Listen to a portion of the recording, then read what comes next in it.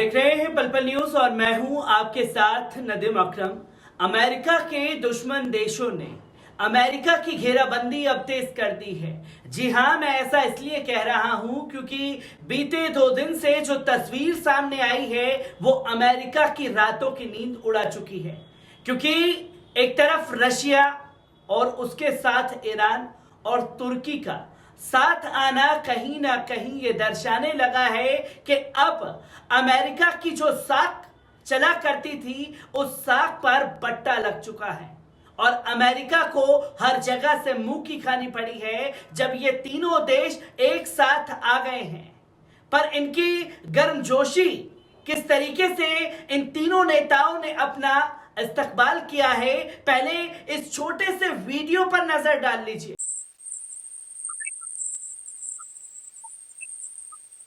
आपने ये वीडियो देखा, इस वीडियो में साफ तौर पर आपने ये देखा कि तीनों नेता जो हैं वो आपस में एक दूसरे का हाथ पकड़ते हुए दिखाई दिए, जिसमें तीनों कंधे से कंधा मिलाकर के खड़े हुए दिखे।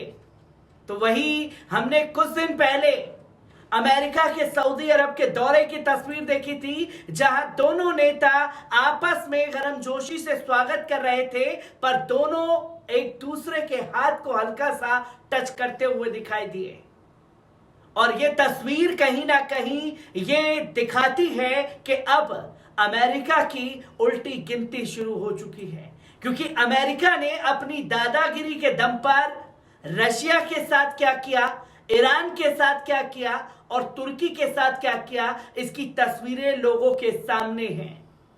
तीनों देशों को घेराबंदी करके इन्हें अलग थलग करने की कोशिश की, पर अब वक्त का पहिया पलट चुका है।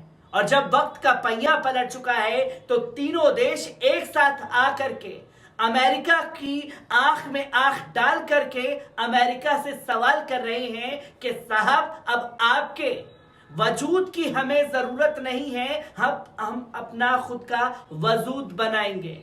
जहां ईरान की ताकत बढ़ी है तो तुर्की ने अपनी अर्थव्यवस्था को बिना अमेरिका के सपोर्ट के कैसे संभाला है ये दुनिया को दिखा दिया है।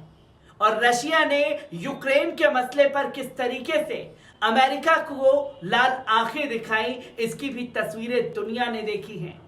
और कल ये नेता आपस में मिले और आज प्रेस कॉन्फ्रेंस हुई है। प्रेस कॉन्फ्रेंस में किस तरीके की बातें इन नेताओं द्वारा रखी गई हैं, पहले इस पर नजर डाल लेते हैं।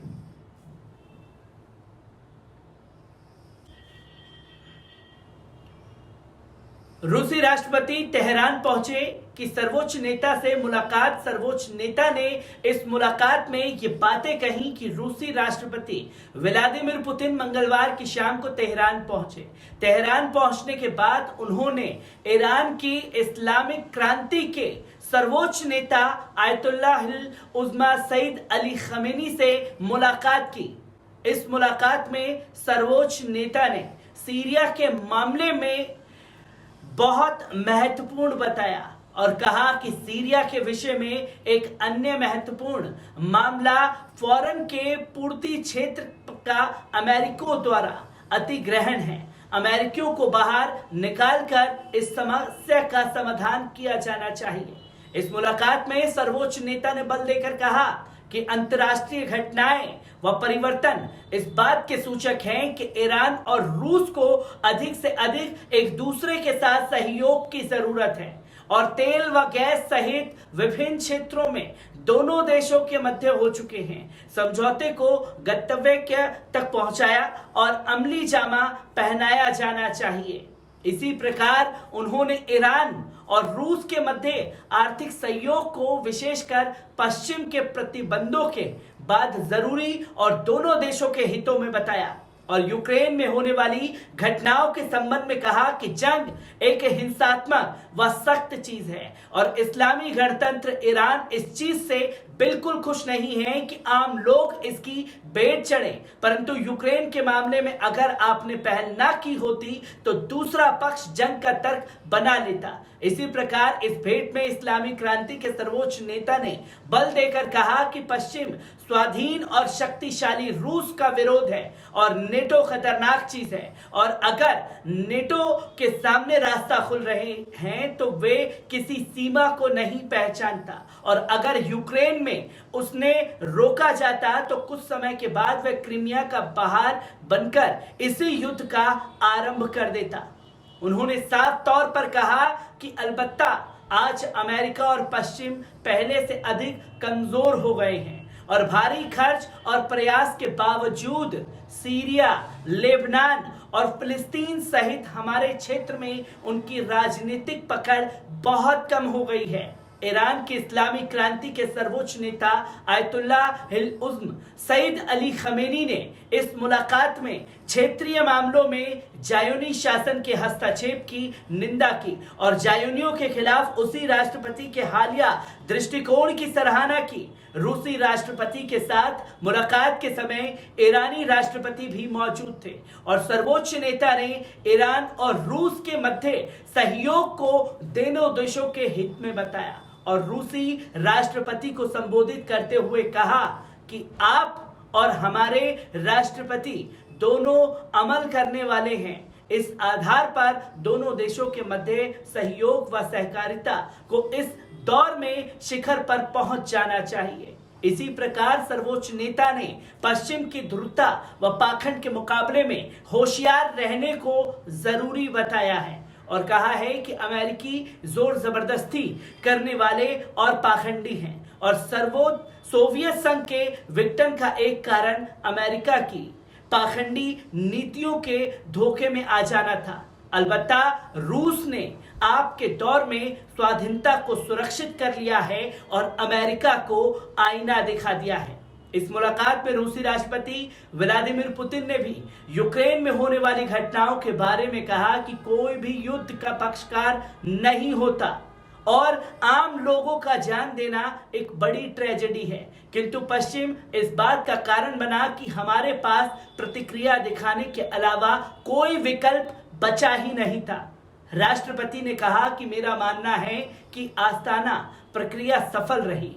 राष्ट्रपति सैयद मोहम्मद इब्राहिम रईसी ने अपने रूसी और तुर्क समकक्षों के साथ संयुक्त प्रेस कॉन्फ्रेंस में कहा कि मेरा मानना है कि आस्ताना प्रक्रिया सफल रही है और उसने सीरिया की सुरक्षा का अच्छा जवाब दिया है और इस प्रक्रिया को जारी रहना चाहिए और 3 देशों और क्षेत्र के दूसरे देशों को सहयोग से यह प्रक्रिया जारी रहनी चाहिए, यहां तक कि सीरिया की संप्रभुता स्थिर हो जानी चाहिए। इस संयुक्त प्रेस कॉन्फ्रेंस में तीनों देशों के राष्ट्राध्यक्षों की ओर से सीरिया की संप्रभुता पर बल दिया गया।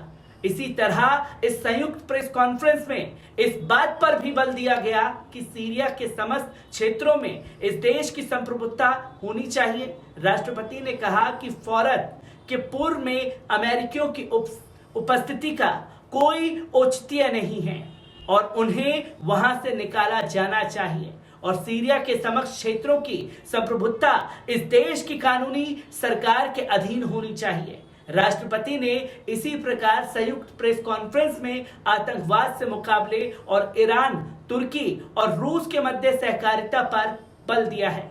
राष्ट्रपति ने कहा कि आतंकवादी गुटों ने क्षेत्र की सुरक्षा को खतरे में डाल दिया और इन गुटों से इस्लामी गणतंत्र ईरान का मुकाबला सफल अनुभव था। ईश्वर शहीद जनरल कासिम सुलेमानी की आत्मा को प्रसन्नता व शांति प्रदान करे कि वे प्रतिरोध और आतंकवाद से मुकाबला के प्रतीक थे। देशों ने इन संबंध में प्रयास किया, फिर भी जरूरत इस बात की है कि इस काम को जारी रहना चाहिए और जिन चीजों के बारे में चिंताएं मौजूद हैं उन्हें दूर करने के लिए देशों की गंभीर इच्छा शक्ति की जरूरत है और मुझे विश्वास है कि इस मुकाबले में हम कामयाब हो जाएंगे। राष्ट्रपति ने कहा कि हम इसी प्रकार सीरिया के मजलूम लोगों की मानवता प्रेमी सहायता पर बल देते हैं और इस देश के लोगों की आर्थिक समस्याओं के समाधान के लिए प्रयास किया जाना चाहिए और कोई ऐसी कार्रवाई नहीं की जानी चाहिए जिससे सीरिया के अस्तित्व या सीरिया की संप्रभुता का उल्लंघन हो। राष्ट्रपति ने इसी प्रकार इस संयुक्त प्रेस कॉन्फ्रेंस में सीरिया के खिलाफ इजराइल के हमलों की भी निंदा की और इनके बंद किए जाने पर बल दिया और कहा कि ये हमले सीरिया की संप्रभुता का उल्लंघन कर रहे हैं और अंतर्राष्ट्रीय कानून के खिलाफ है। अगर इसे नहीं रोका गया तो हम कार्रवाई करेंगे। ज्ञात रहे कि संयुक्त प्रेस कॉन्फ्रेंस से पहले तेहरान की मेजबानी में अस्तानी प्रक्रिया की 7वीं संयुक्त बैठक हुई थी, जिसमें तीनों देशों के राष्ट्राध्यक्षों ने भाग लिया था। इस बैठक की समाप्ति पर जारी होने वाली विज्ञप्ति में बल देकर कहा गया कि सीरिया संकट का कोई सैन्य समाधान नहीं है और तीनों देशों में आतंकवाद से मुकाबले सहयोग के जारी रहने पर बल दिया गया है। इसी प्रकार इस संयुक्त विज्ञप्ति में सीरिया की संप्रभुता पर बल दिया गया और बल देकर कहा गया कि सबको सीरिया का सम्मान करना चाहिए और कोई भी काम राष्ट्र संघ के घोषणा से हटकर नहीं किया जाना चाहिए। जहां सीरिया में अमेरिका ने तांडव ढाया, उस तांडव से लेकर के ईरान, रूस और तुर्की जो कदम उठा रहे हैं वो काबिले तारीफ बन गया। मेजबानी में हुई जिसमें ईरान, तुर्की और रूस के राष्ट्राध्यक्षों ने भाग लिया। सीरिया संकट के समाधान के लिए पहली बार आस्ताना बैठक जनवरी वर्ष 2017 को कजाकिस्तान में हुई थी, जिसमें ईरान, रूस और तुर्की के राष्ट्रपतियों ने भाग लिया था। और एक बार फिर से तेहरान में कल ये मीटिंग हुई और इस मीटिंग के दौरान अमेरिका को आईना दिखाने का काम किया गया और अमेरिका की नीतियों की किस तरीके से ये तीनों देश शिकार हुए हैं वो चेहरा किसी से छुपा हुआ नहीं है। फिलहाल इन तीनों देशों ने एक साथ आकर के अमेरिका की रातों की नींद उड़ा दी है। मैं ऐसी ही खबरों से आपको रूबरू कराता रहूंगा। दीजिए इजाजत, शुक्रिया।